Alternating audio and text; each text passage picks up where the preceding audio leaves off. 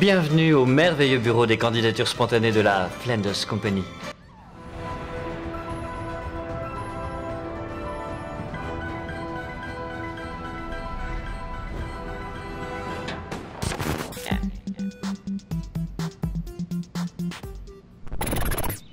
Les noobs.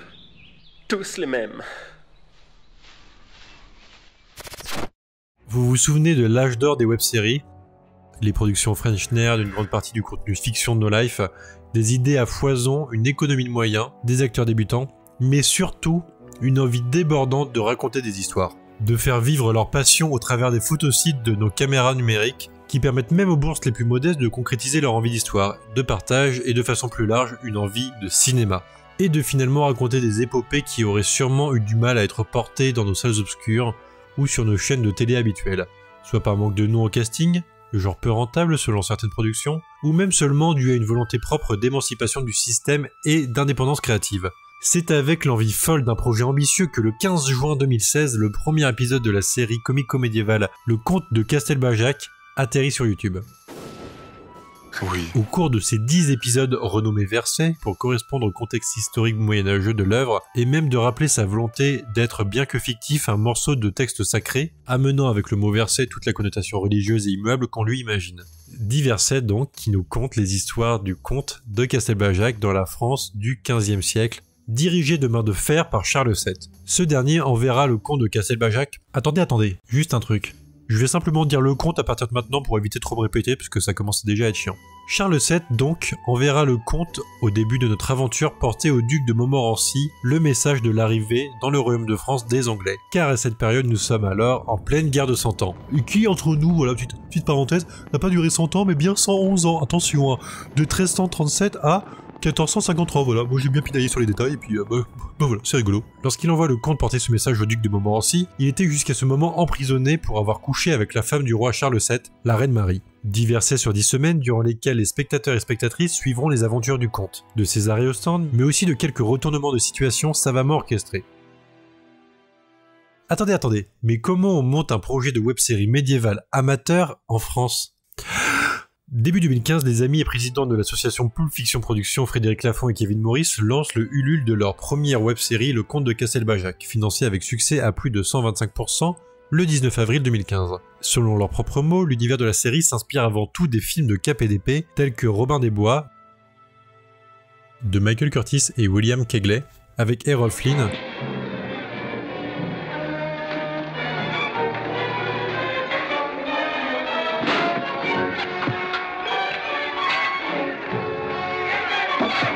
ou bien encore Ivanhoe de Richard Thord,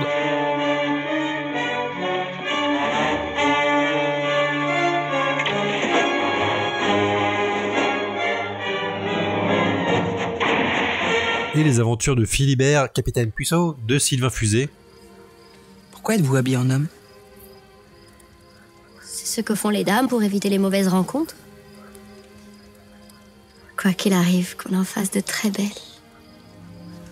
Madame, prenez donc le cropion. Monsieur, c'est trop. Madame, rien n'est trop pour vous. Avec Jérémy Régnier et Alexandre Astier au casting. Ok, alors, pause 2 secondes. Ok, avant de revenir sur la production de la série, pause sur ce film. Peut-être que vous venez, comme moi, durant les recherches de cette vidéo, de vous rappeler de l'existence de ce film. Les aventures de Philibert, capitaine Puceau, sorti en 2011, est un film parodique des films de cap et d'épée, qui pastiche les films que Lafont et Maurice ont précédemment cités. Et si vous ne vous souvenez pas de ce film-là, c'est normal. Échec critique et commercial en 2011, le film a attiré 58 000 curieux et curieuses en salle sur l'ensemble de son exploitation. Son échec serait pour la majorité des gens dû à un rythme vraiment trop inégal et qui étire à outrance certaines séquences malgré le fait qu'on sente bien que les acteurs s'éclatent à fond.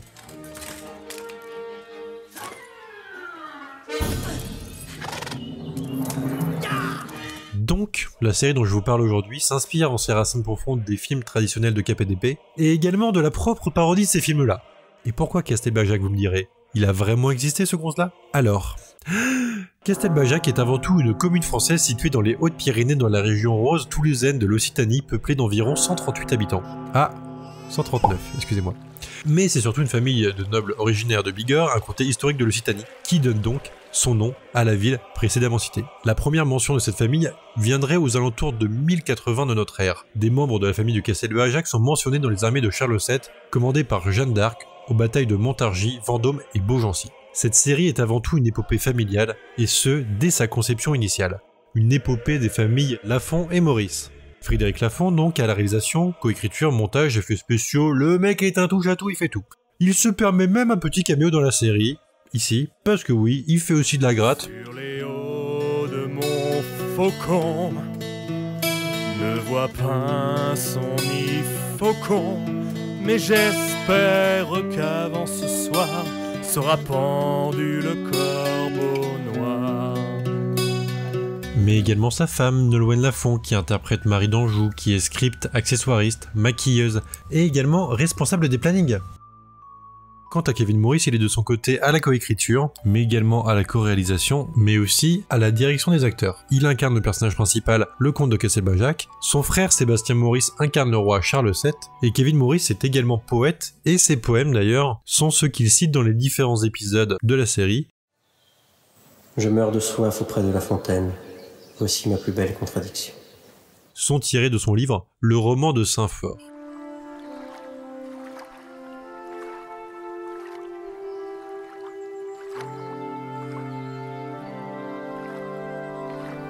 La plume est plus forte que l'épée. La plume est plus forte que l'épée. Figurés par métonymie, les mots sont toujours plus forts que les armes. Le recours aux armes ne peut vaincre la liberté d'expression. Toujours dans cette dynamique familiale, la série est dédiée à Dame Laure de Penhars, Laurence Madec, dans le civil, 42 ans. Laurence Madec était la secrétaire de l'association Château et Sorblinois, dont Frédéric Lafont prendra par la suite la présidence. Elle sera une aide précieuse dans la pré-production de la série, que ce soit dans les relations avec la mairie de Blain, mais également dans le prêt de matériel et accessoires. Mais malheureusement, elle décédera subitement en janvier 2015. Frédéric Lafont et Kevin Maurice lui dédieront la web-série, et Nolwenn Lafont portera en mémoire de Laurence son costume médiéval dans la scène du procès du verset 9.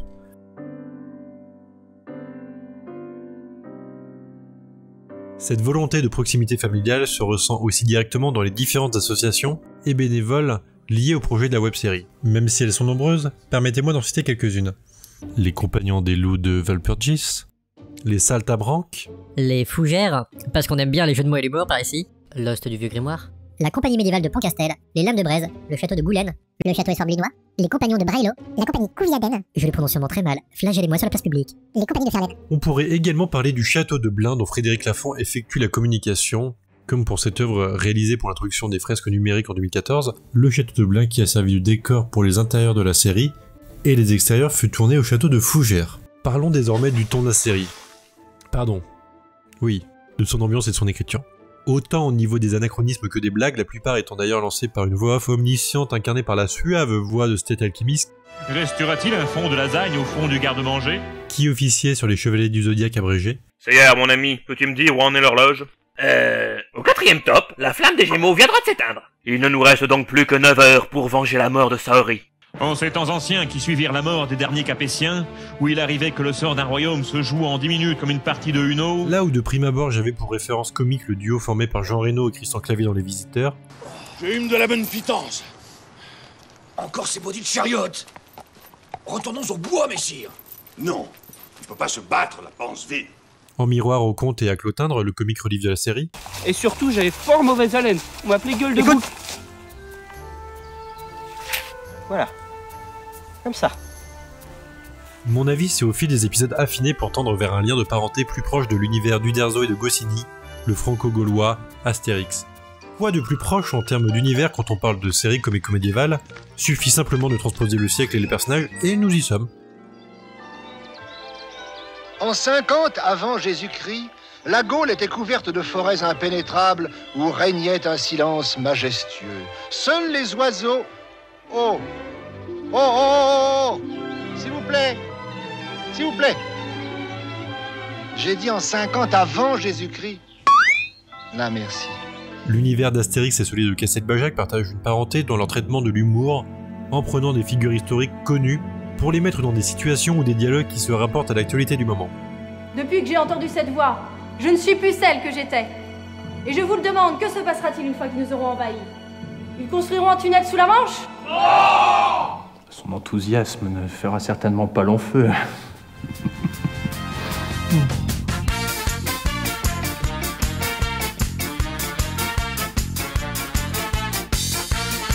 Mais également adapté à des phrases et autres mèmes tirés d'une culture internet omniprésente dans la culture populaire de ces dernières années.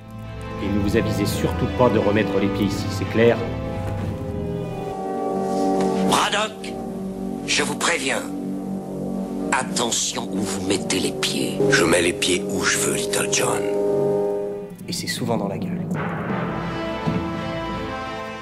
Et la transition est toute trouvée. Qui a officié sur une série comico-médiévale et Astérix? Si t'es aussi bon druide que poissonnier, il va y avoir de la performance. Et oui, c'est bien sûr Alexandre Astier. L'univers de Camelot est également une référence de l'univers de Castelbajac. Mais là où dans la série d'Alexandre Astier, nos personnages parlent un phrasé qui nous est contemporain. Ils nous auront fait chier jusqu'au bout, les Grecs. Jusqu'à la corne. Mon oncle, j'ai fait un trait d'humour. Je démarre.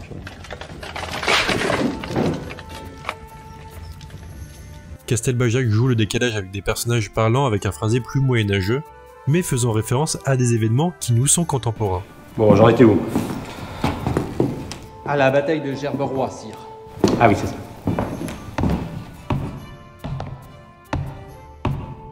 Comme je l'ai cité précédemment en termes de projet familial intergénérationnel que des costumes et des différents tournages réalisés dans de véritables vestiges du château médiévaux, l'univers de Camelot et de Castelbajac en partagent certaines racines communes. J'aimerais, si vous le permettez, finir sur la citation de fin de la série qui la définit très bien, sans vous la spoiler bien évidemment, qui résume très bien son ambiance, son ambition, sa production qui fut longue et intense pour accoucher d'un script de 200 pages financé par une communauté de passionnés. Quod scripsi scripsi. Ce que j'ai écrit est écrit. Une citation latine qui fut utilisée de manière célèbre par Ponce Pilate, le célèbre préfet de Judée qui aurait appliqué la sanction de crucifixion à Jésus-Christ. La phrase apparaît dans l'évangile selon Jean quand Jésus-Christ fut envoyé à la crucifixion. Ponce Pilate écrivit un écriteau, ou titulus en latin, qui était pendu au-dessus de Jésus, au sommet du Styx. Il y inscrivit « Jésus, roi des Juifs » en araméen. Les prêtres juifs vinrent se plaindre à Pilate en déclarant que seul Jésus avait prétendu à ce titre et qu'il ne le prenait pas pour tel. Il n'était le roi des Juifs que pour lui. Ils dirent à Pilate, n'écris pas roi des Juifs. Pilate répondit avec sévérité, Quod scripsi scripsi. Ce qui fut interprété par saint Jérôme comme une allusion à une inscription qui n'a pas à être changée. En d'autres termes, pour moi cette inscription se fait elle-même la synthèse de cette aventure, autant humaine que narrative. Un poète maudit qui, envoyé dans une mission suicide, se fait piéger par son geôlier pour son péché de chair en compagnie de la reine. Une fresque historique réécrite au goût du jour, réadaptée pour en faire une œuvre symbolique de la rédemption et de l'acceptation de ses actes. Accepter son passé, qui ne peut être réécrit, pour pouvoir faire de son avenir la raison de continuer à se battre, pour être soi-même et pouvoir enfin être fier de soi. Merci d'avoir suivi cet épisode, c'est un format plus analytique dans le style vidéo-essai à la Nerdwriter, Patrick Willame ou encore Alfie dans notre contrée hexagonale. J'espère que cette vidéo vous aura plu. Si vous avez des envies de sujets ou d'actrices, d'acteurs sur lesquels vous avez envie qu'on fasse une vidéo, n'hésitez pas à mettre vos suggestions en commentaire. C'était Romana, vous êtes sur la chaîne de toutes les curiosités de Ditchy. Prenez soin de vous et de ceux que vous aimez. Ciao!